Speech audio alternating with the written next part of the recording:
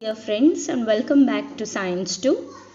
We have already started with the lesson Heredity and Evolution, and in that, up to evidences of evolution, we have finished. Now, today in this video, you are going to learn about Darwin's theory of natural selection. So, what did Darwin's theory of natural selection say? So Charles Darwin had collected innumerable specimens of plants and animals, and depending upon the observations of those specimens, he published the theory of natural selection, which preaches the survival of the fittest. Now what does this mean? Darwin at that time had collected a lot of specimens of plants and animals, and he had done a thorough study on these plants and animals. Okay, and regarding his observations, whatever observations he made on those specimens, based on those observations, he published the theory of natural selection, which says that only those which can adapt to the environmental condition can survive. That is nothing but survival of the fittest. So the one who can survive in extreme conditions of the nature, they only can be selected to survive, and they can be going for the evolution, further evolution. Fine. So for this purpose, Darwin had published a book titled Origin of Species. So in this book, he had recorded all his observations, and based on these observations only in this book, he said that only those who can adapt to the extreme conditions can survive.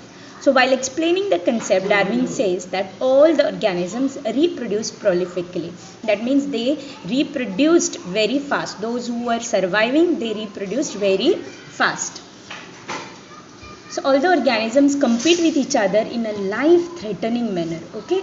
Now what does this mean? So whenever there is any condition wherein the organism has to survive, okay, he will be always competing with the other organism for the survival, and the one who competes better will be surviving. So they were competing in such a manner that it was almost life threatening. That means I will live or you may live. That condition, do or die condition was there.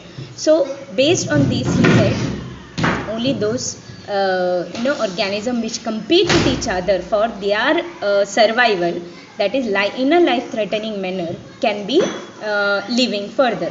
So in this competition, only those organisms sustain which show the modifications essential for winning the competition. Okay, that means they have in this competition, when they wanted to survive, they had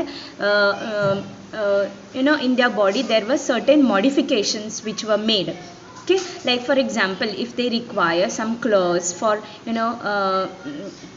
catching the prey, or maybe teeth, bigger, larger teeth, whatever. Now all these modifications were done just for winning the competition for life threatening fights. However, besides this, natural selection also plays an important, though they are trying to survive in their own way by fighting with the competitor. Still, besides this, there is something bigger than this. That was nothing but natural selection. So he says that nature is the one who selects whom to be living, who will be living further, and who will be perishing from this earth. So natural selection plays an important role because nature selects only those organisms which are fit to live, and the rest will be perishing. Sustaining and selected organisms can perform reproduction. Sustaining means what? Those who have adapted to the conditions, and selected means the one which are selected by the nature can perform reproduction. So only those who are living can reproduce, and due to reproduction they will give rise to the new species with their own specific characters. That means whatever modifications they have shown, that will be seen in that particular organism with that particular character. Fine. So Darwin's theory of natural selection, because of this, was widely accepted for long duration, because he said that because one thing was survival of the fittest, and second thing was the selection by the nature. So that's why this theory of natural selection was widely accepted. So it was looking like it is, correct theory. However, there were some objections raised against the theory. So let us see now what were the objections for this theory of natural selections. First one is natural selection is not the only factor responsible for evolution. So the scientific community said that it is not only the nature that selects who has to live and who has to perish, but other things also matters. Second thing was Darwin did not mention any explanation about useful and useless modification. So this you are going to study in Lamarckism. What are useful characters and what are useless modification. So he did not have any explanation regarding useful and useless modification. So that's why it was not accepted later. There were objections.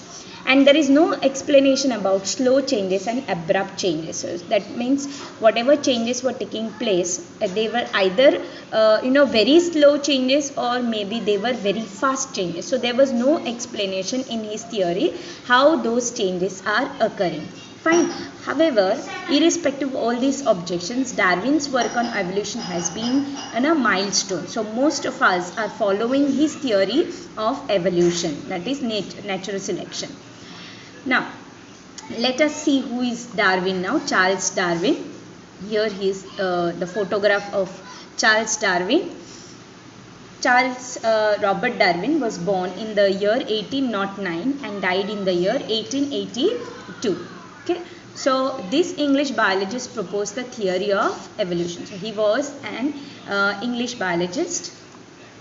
And he showed that all the species of living organisms have been gradually evolved over the period of thousands of years from common ancestors. So I've already spoken about it previously, that the species, whatever evolution they are showing, it is not within 1 or 2 days, but it takes thousands of years for a particular character to be incorporated into that. Fine. So he proposed that the principle of natural selection is only responsible for this evolution. So this is regarding Charles Darwin or Darwin's theory of natural selection. So in the next video you will learn about what is Lamarckism. Thank you.